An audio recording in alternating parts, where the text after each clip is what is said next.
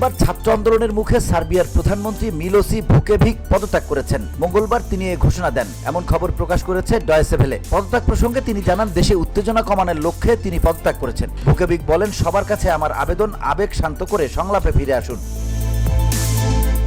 তবে ভুকেভিকের পদত্যাগ কার্যকর হতে তার সংসদ কর্তৃক অনুমোদিত হতে হবে। পরে নতুন সরকার নির্বাচন করার জন্য অথবা আগামী নির্বাচনের জন্য সাংবিধানিকভাবে 30 দিন সময় থাকতে হবে। পরে নতুন সরকার নির্বাচন করার জন্য অথবা আগামী নির্বাচনের জন্য সাংবিধানিকভাবে 30 দিন সময় হাতে থাকবে। বেলগ্রেডে এক সংবাদ সম্মেলনে প্রধানমন্ত্রী পদত্যাগকে অপরিবর্তনীয় সিদ্ধান্ত হিসেবে বর্ণনা করেছেন। তিনি বলেন, আজ সকালে সার্বিয়ার রাষ্ট্রপতির সাথে আমার দীর্ঘ বৈঠক হয়েছে। আমরা এ বিষয়ে কথা বলেছি, আমরা সবকিছু নিয়ে কথা বলেছি এবং তিনি আমার যুক্তি মেনে নিয়েছেন। তাই আরো জটিলতা এড়াতে, যাতে আমরা সমাজে উত্তেজনা আরো না বাড়াই, তাই আমি এই সিদ্ধান্ত নিয়েছি।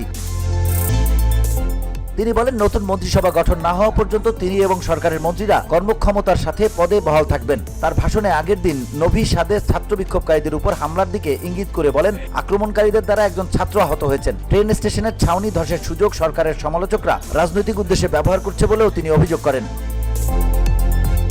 ভুসেভিচ বলেন, নদী সাদের মেয়র বিলান ডুরিকো তার পদত্যাগপত্র জমা দিয়েছেন। এর আগে সোমবার দেশটির ছাত্ররা রাজধানী বেলগ্রেডের একটি গুরুত্বপূর্ণ রাস্তা অবরোধ করেন। এতে যোগ দেন কৃষকরাও। অবরোধে রাজধানীর প্রাণকেন্দ্রকে সংযোগ করা অটোকমান্ডা জংশন অচল হয়ে পড়ে, স্থবির হয়ে পড়ে দেশের কার্যক্রম। এরপর প্রেসিডেন্ট আলেকজান্ডার ভুকিক বিক্ষোভকারীদের সঙ্গে বৈঠকে বসেন। প্রসঙ্গত, গত বছরের 5 আগস্ট ছাত্র জনতার অভ্যুত্থানে বাংলাদেশের প্রধানমন্ত্রী পদত্যাগ করে ভারতে পালিয়ে যান। ওই ঘটনা বিশ্বব্যাপী, বিশেষ করে দক্ষিণ এশিয়ায় ব্যাপক প্রভাব ফেলে।